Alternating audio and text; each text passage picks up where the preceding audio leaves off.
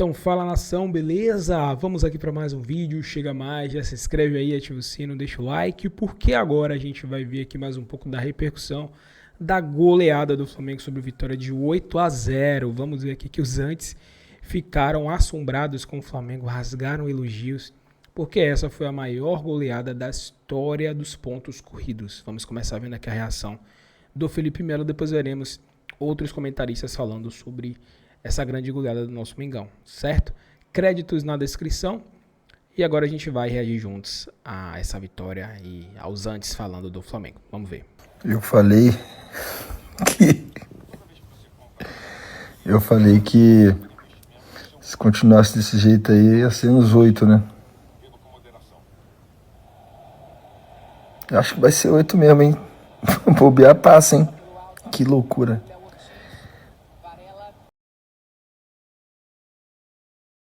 O maior atropelo de um time de futebol no Campeonato Brasileiro dos últimos tempos. O maior atropelo.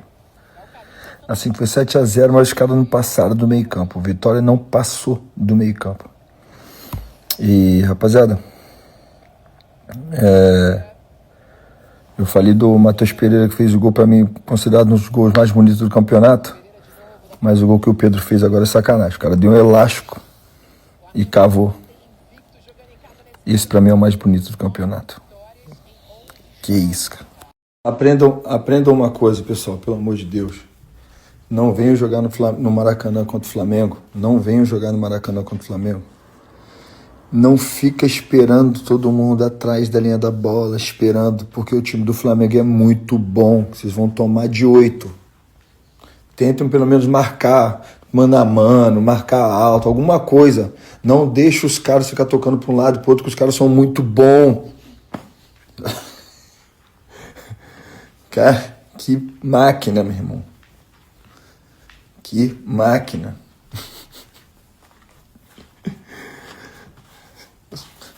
É movimentação pra cacete, ataque a profundidade, ataque a espaço, posse de bola, chute de fora da área. Bom de bola parada. Que loucura.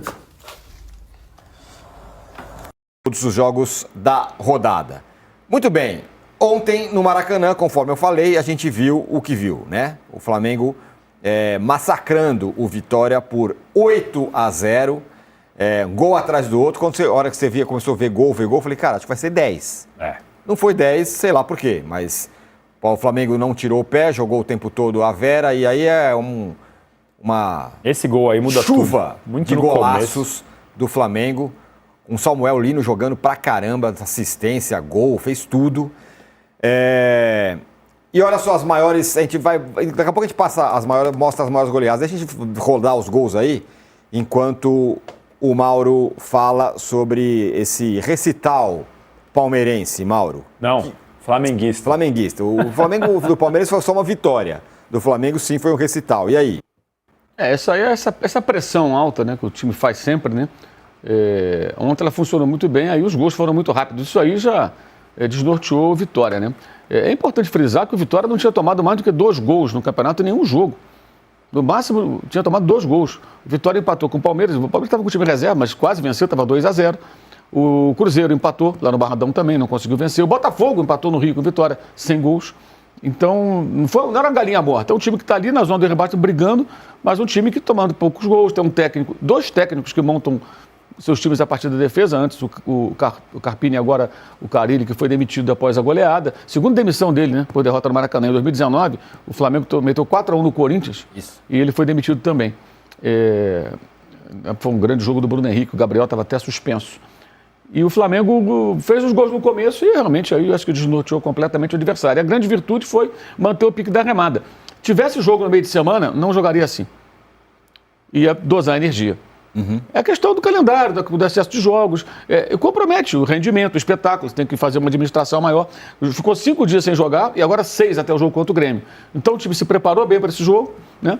e pode se preparar por 6 dias para jogar a próxima partida, porque não está na Copa do Brasil, senão teria um jogo na quinta-feira, possivelmente com o Cruzeiro, se ele estivesse no lugar que está o Atlético Mineiro.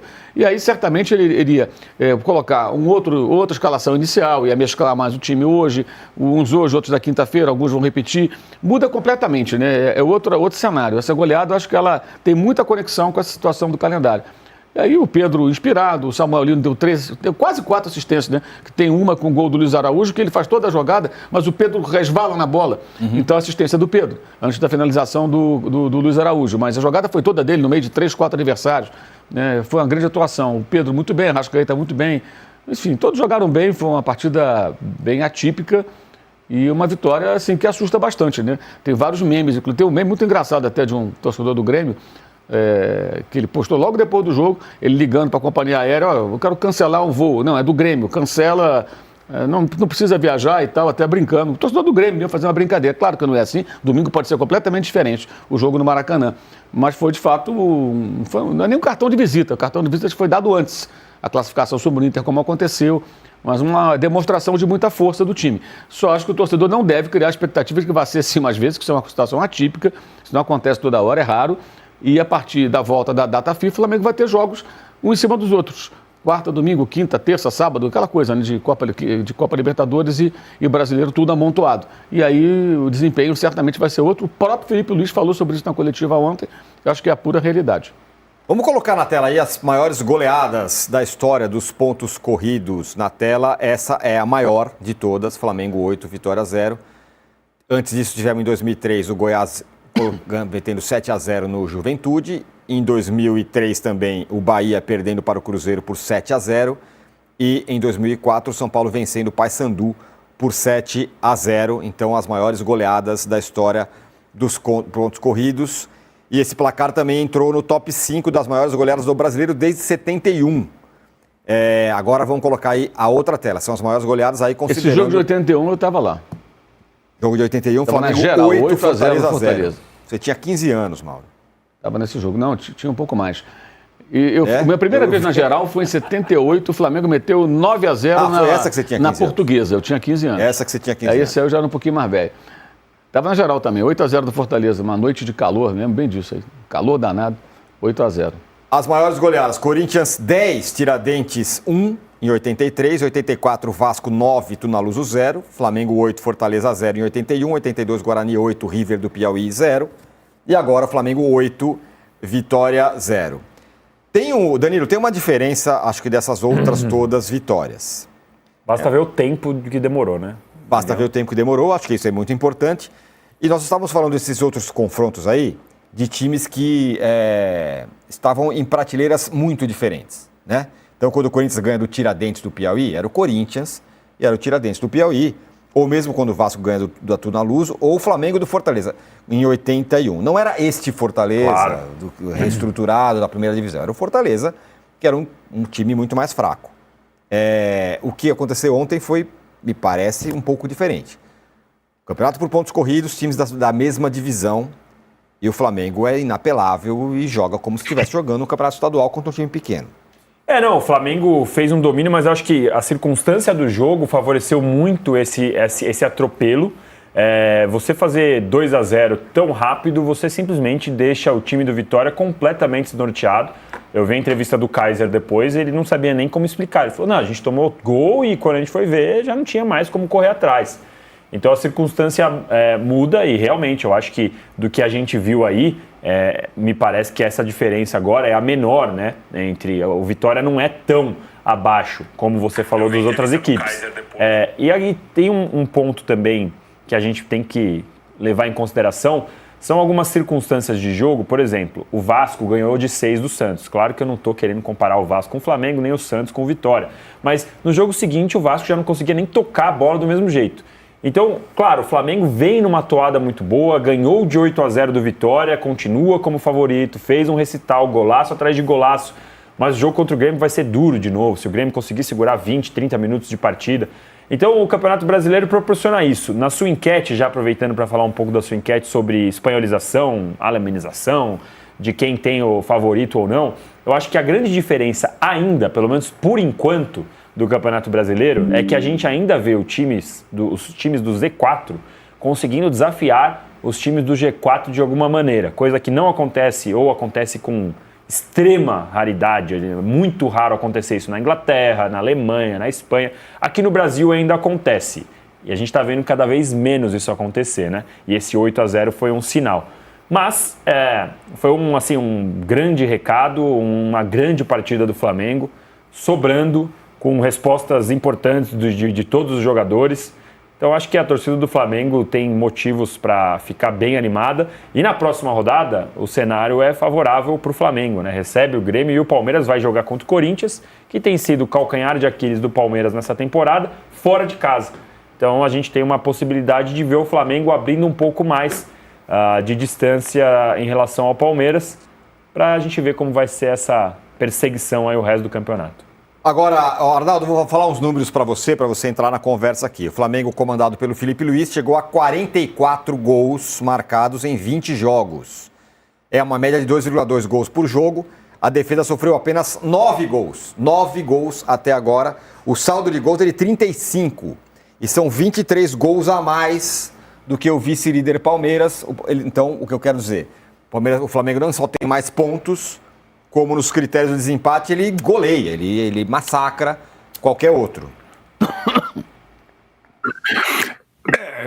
Isso é bem interessante também, né? Porque a gente olha, os times estão fazendo exatamente o que você defende há algum tempo, né, Tironi? Cada Defendo um no não, seu constato. jeito, cada um no seu... Constata, né? É que dessa vez eles estão disputando de fato o título de pontos corridos no Brasileiro, o que não aconteceu até então. Primeiro e segundo lugar, cabeça a cabeça. Isso é raro, por incrível que pareça. Né, o Flamengo há muito tempo não disputava o título do Brasileiro de pontos corridos, que para mim é uma grande surpresa, não disputava. E agora ele, com a sua característica aliás, que é amplificada pelo trabalho do Felipe Luiz, ele é o Flamengo, além de líder, arrasador. E o Palmeiras é o time eficiente. E assim eles vão cabeça a cabeça, eu acho. O Palmeiras não pode deixar o confronto ir para o saldo de gols, senão ele vai perder, né? Literalmente. Olha as goleadas do Flamengo aí, né? E nem é o estilo do Abel mesmo, né? Ontem até passou um pouco da conta do 2, né, Danilo? Normalmente é 2. 2 tá bom, vamos pensar no próximo jogo, né? E acho que essa situação, ela tende, de fato, a ficar polarizada pelo investimento que eles estão fazendo ainda nessa janela de meio de ano. Eles estão se reforçando de forma sobrenatural nessa temporada. O Palmeiras talvez vá receber um dos seus melhores jogadores aí nas próximas horas.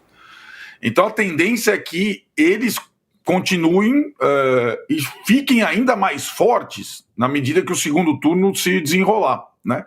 O Cruzeiro conseguiu um reforço ali, o Bahia outro reforço ali, mas o Cruzeiro e o Bahia, para mim, disputam terceiro e quarto lugares, né? Com destaque, aliás, os dois. Aí a gente tem que ir para o detalhe. O Danilo já fez o detalhamento da próxima rodada. Próxima rodada favorece o Flamengo. Flamengo contra Grêmio, Corinthians contra Palmeiras. Mas aí, eu já estou até mergulhando nos jogos pró e contra, ou casa, fora dos dois, até o final do campeonato. E a gente tem que levar em consideração que o confronto direto entre os dois é na casa do Flamengo. O Flamengo já ganhou o confronto direto da ida, no Allianz Parque. Parece, eu estava começando o campeonato, aliás, o Flamengo jogou muito bem aquele jogo, aliás, foi uma das grandes partidas do Flamengo. O Palmeiras perdeu o pênalti e depois o Flamengo ganhou. E aquela partida não tinha ainda um ar decisivo, mas ela pode pesar muito no cômputo final, né, nessa briga aí cabeça a cabeça, né? Eu acho que essa é então o Flamengo, além de ser um time mais espetacular, ele é o líder, ele tem os melhores índices e ele vai fazer o confronto direto contra o Palmeiras em casa no segundo turno. Então é uma grande vantagem, uma grande perspectiva.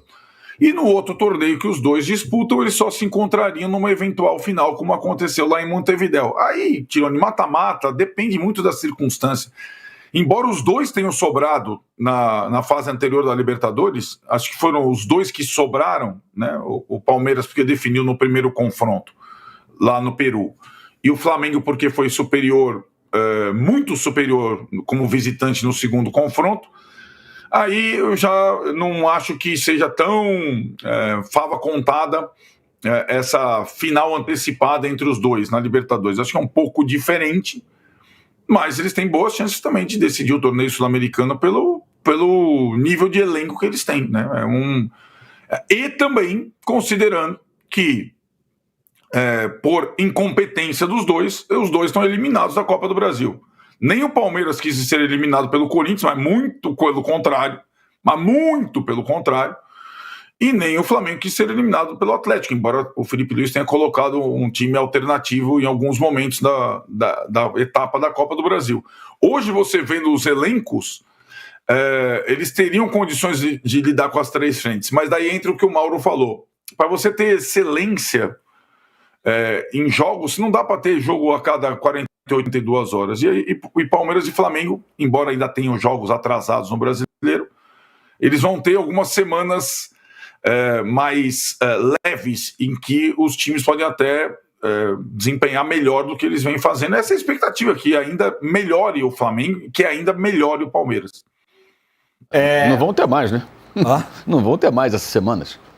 Agora não vão ter mais. Não vão ter mais. A CBF tirou essas semanas, né?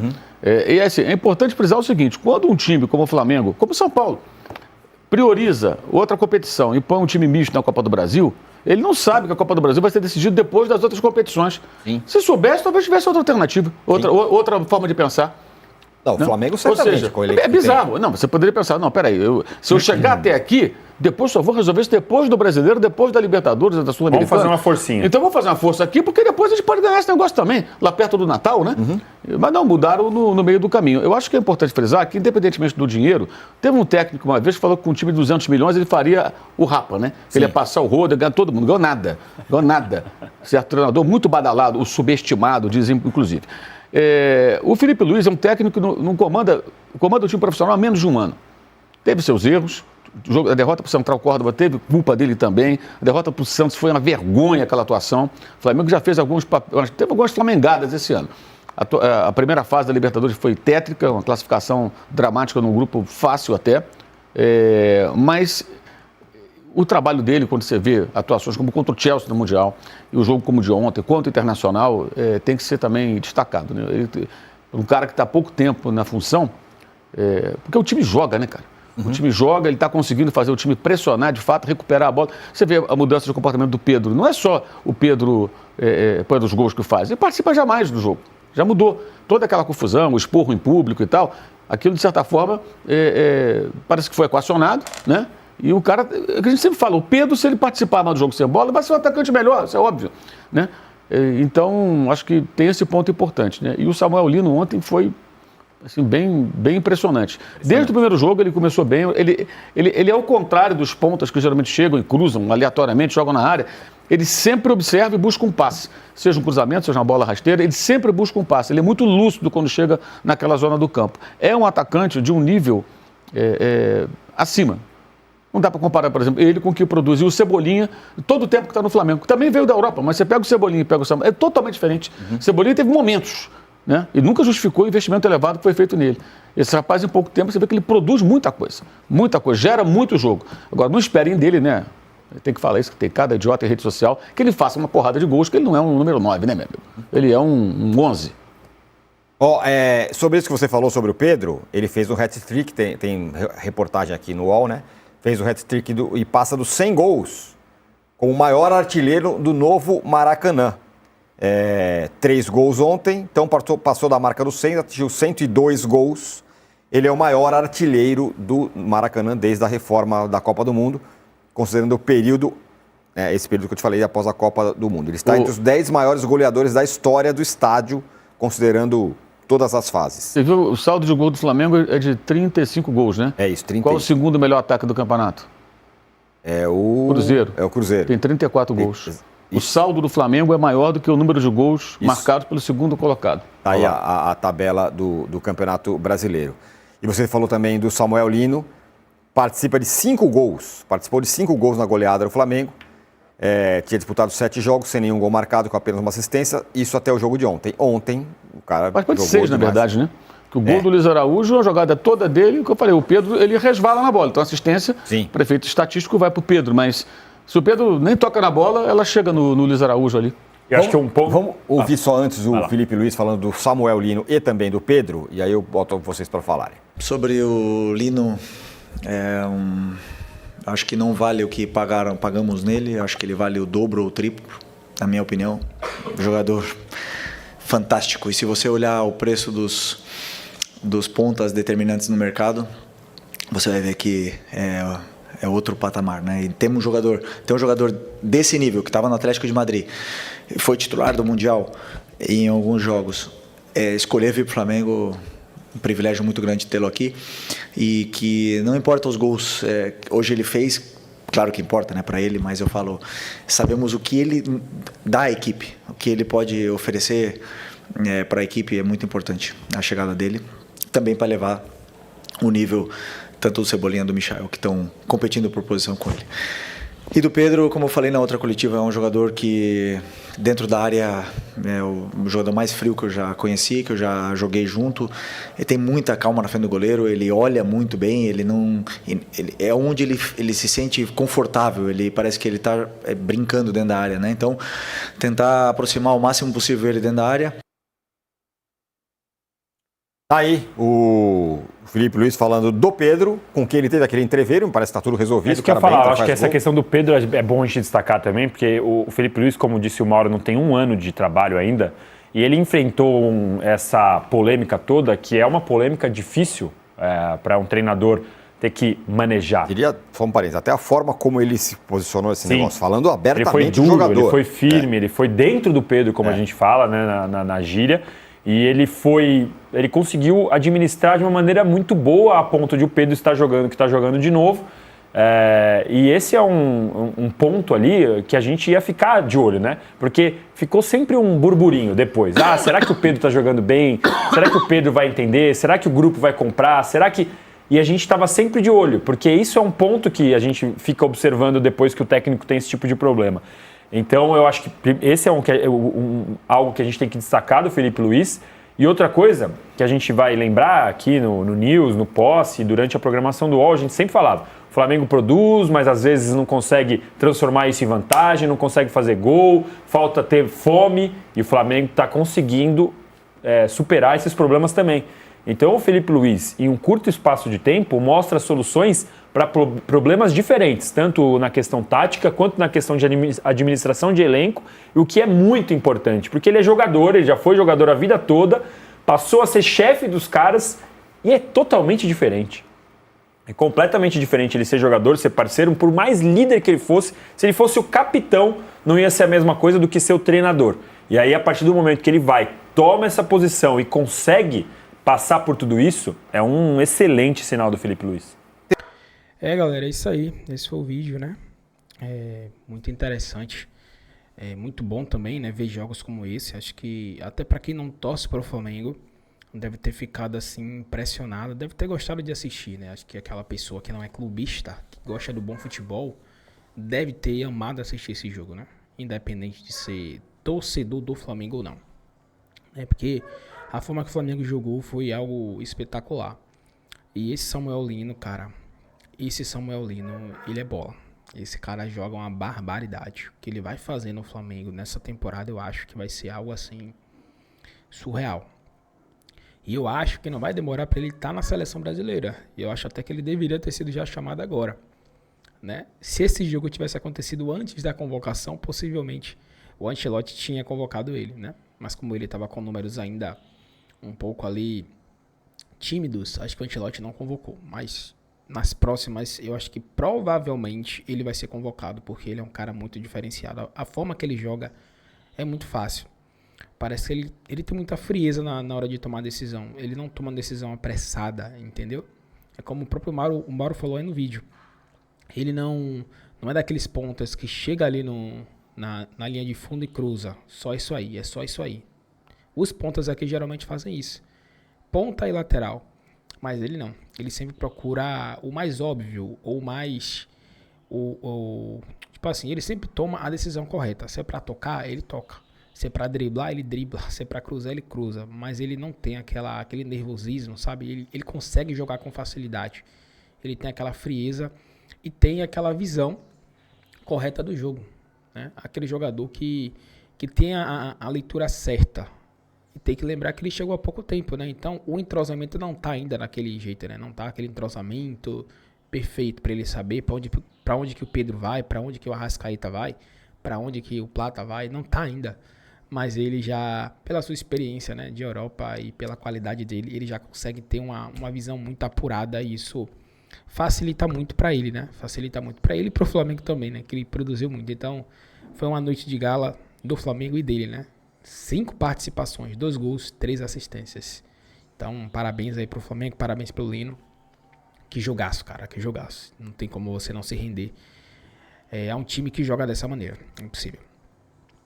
E se você curtiu, se inscreve no canal, ativa o sino, deixa o teu like, compartilha com seus amigos. Tamo junto e até o próximo vídeo.